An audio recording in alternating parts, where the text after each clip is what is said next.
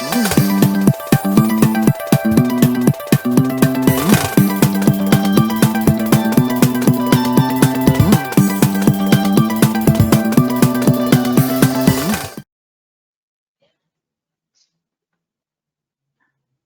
evening, ladies and gentlemen. Warm welcome to one and all to Super 25 2.0, India's largest online stock traders conference. Friends, this is Ashok Devanampriya, your host.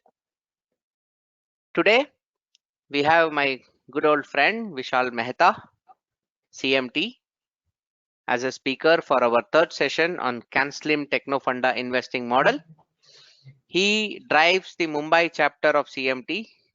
His experience is extended beyond technical and financial information as well. He worked in multiple companies like Spider Software, Reliable Software, Financial Technologies, Thomson Reuters, and Bloomberg. He has been a very successful trader, another systematic trader that I know. So it's really a great pleasure to have him on board. My buddy Vishal, it's really a honor to have you in this program. I extend my warm welcome into this program today. Pleasure is all mine, Ashok, and always happy to be part of what you do. Awesome. I trade, I train, and I study, I analyze. That's what I do.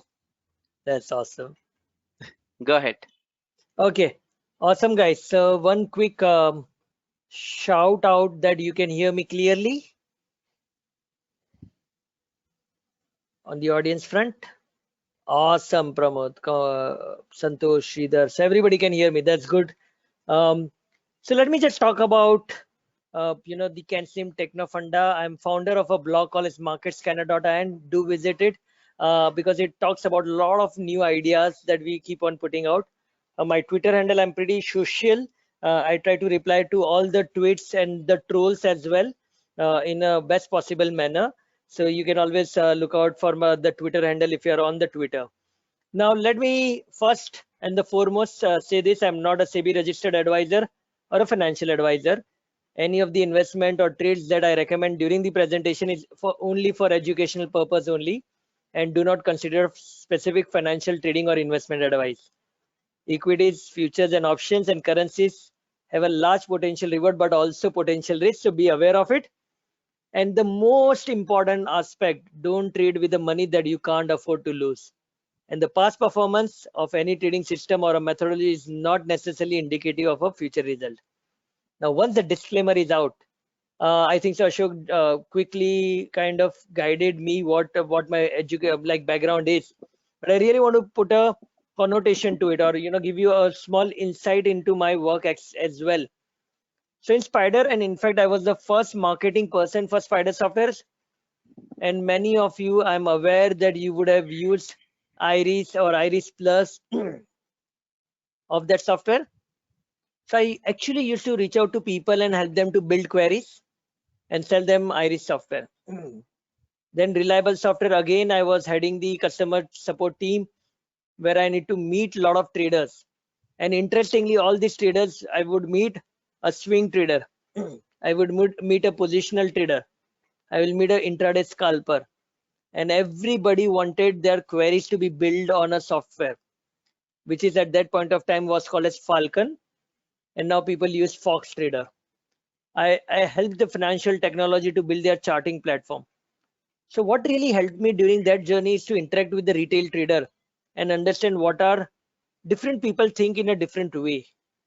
And when I went to Bloomberg and Thomson Reuters, so I started interacting with the large institutions like Rare Enterprise. Mr. Rakesh Jhunjhunwala account was with me. So whenever he used to have some issues, I used to get a call from his office. I used to go and help him with his Bloomberg terminal. I met up with Prashant Jain, who was the HDFC CEO and a fund manager of one of the largest fund managers. So trying to explain him. And I kept on meeting a lot of fund managers and traders who were from the institutional side. And to my surprise, there was not much of a difference between how a retail thinks and a institutional thinks.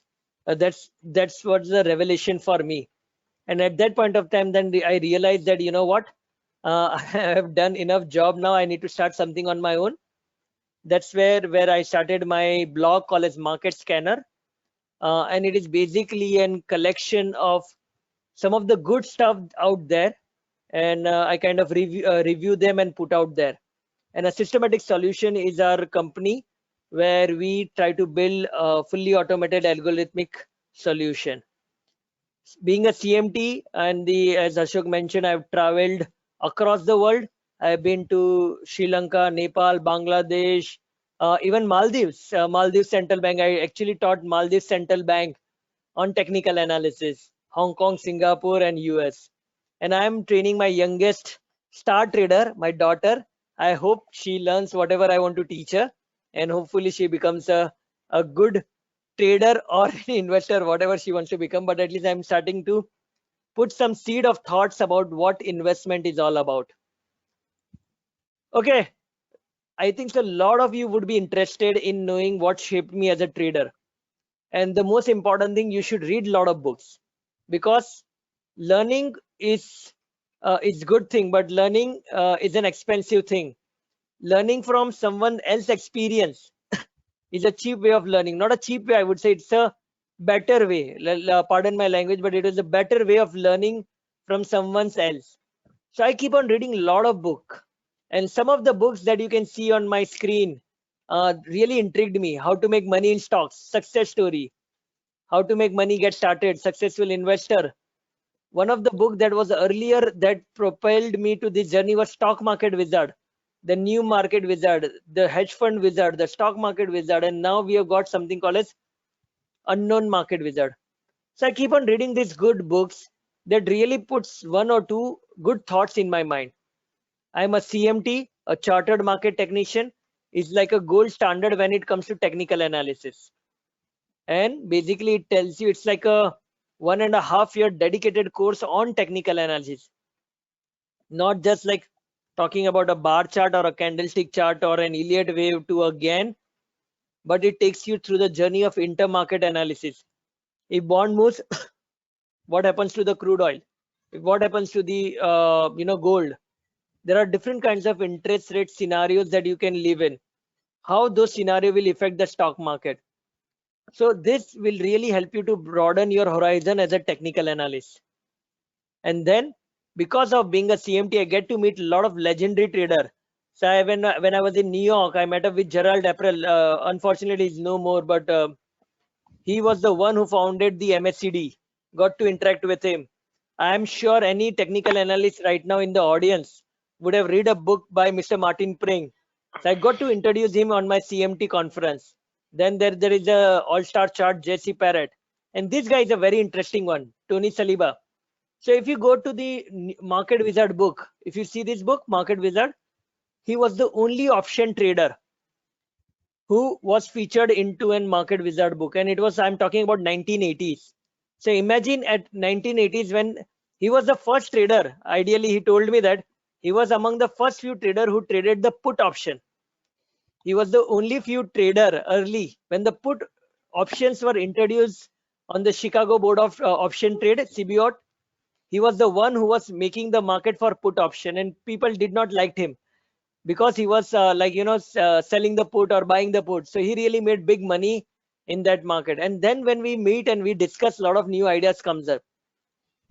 Now, am I only the trainer or training everyone? No, I actually trade for myself and earn a living out of it.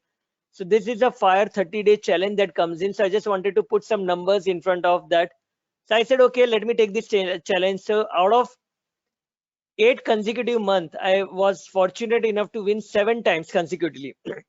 So every month on month, for 7 consecutive months, I was a profitable trader. And as we say, that being a profitable trader in the trading arena or an investment arena is very difficult. And that's what I really set out to myself. Although my this challenge has dropped a bit now, out of 10 times I've won about lost one more time. It's about 8 times, but still, this is what I'm trying to achieve. It's a consistency in my profit and consistency in my return. Now, Let me ask you a question, and I'll make it very interactive. I don't want people like can't have this one. Okay. So what do you think is NLP?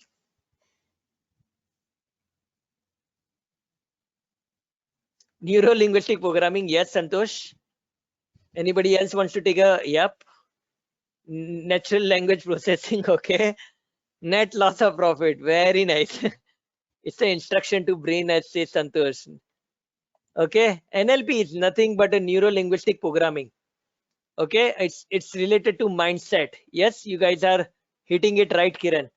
Neuro linguistic programming. So what is the neuro linguistic programming in the first place? Okay. It's nothing but you have a thought process, or you have thinking about something. You're thinking about an outcome. Then you observe someone who is best at it. Okay.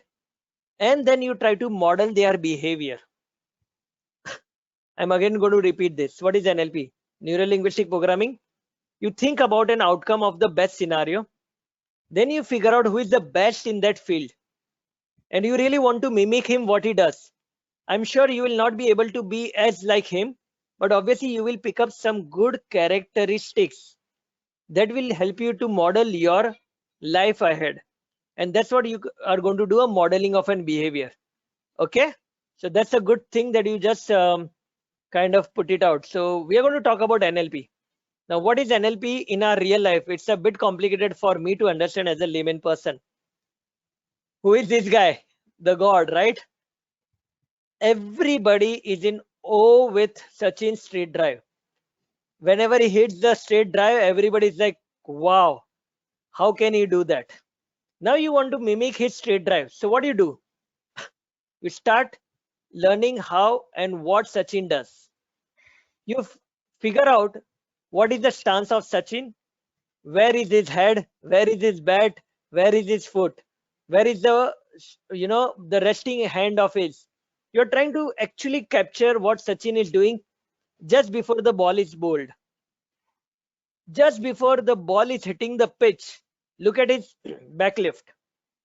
So you start learning about how his back lift goes, and then once the ball comes in, he hits the ball and he has a follow through. Now what you did was an observation that I want to hit a straight drive like Sachin. So you start observing Sachin's every action, from his stance to his back lift to his follow through of the shot. Now that is the most important factor in a neuro linguistic programming. You study, you observe, and you make an assumption, or you make what you call as modeling the behavior. So basically you'll try to do the same thing. And if you try to do the same thing, obviously we cannot all be Sachin. But some of the good thing that you will see will help you to, in your batting career or cricket career. Okay. So that's what we are going to do. We are a trader. We are not cricketer. Unfortunately, I started out playing cricket, but dropped out very early. So I'm a trader, or an short-term swing trader, I would call it.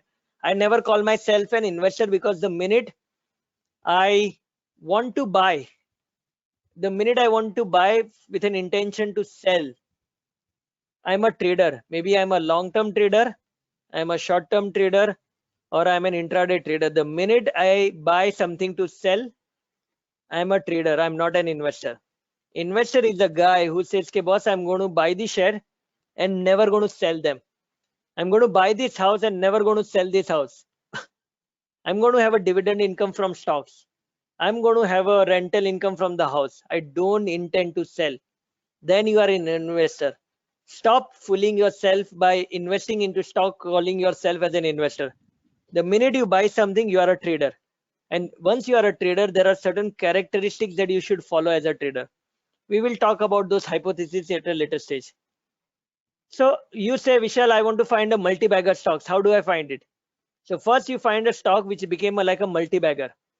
So one of the stocks called as Laurus Lab moved from almost 80 odd rupees or 120 odd rupees to 400 or 500 rupees in just 1 year. Is it not a multi-bagger? I think so. It's a multi-bagger. Let's take another stock, CDSL. 480 into 830 in 9 months. Again a multi-bagger. Okay, at least 2 times तो मिल ही गया अपने को. Another multi-bagger, 400 to 1900 in 1 year, 2 months. Can you see the rise of this stock? It's phenomenal. And this is what all we want, right? We want to find multi-baggers. Now, you have found Sachins, right? You have found Sachins, like one that we were doing here. We were trying to find out who is the best. Sachin is the best. Try to figure out what's happening with Sachin's backlift, stance, follow through, and everything. Now you have found Sachin like Laurus Lab. You have found CDSL. You found Deepak Nitrate. And then you will try to model this stock and find out what were the characteristics of the stock which could help me to become or find which would help me to find a next multi-bagger. So who am I? Let me ask you a question. I'm going to get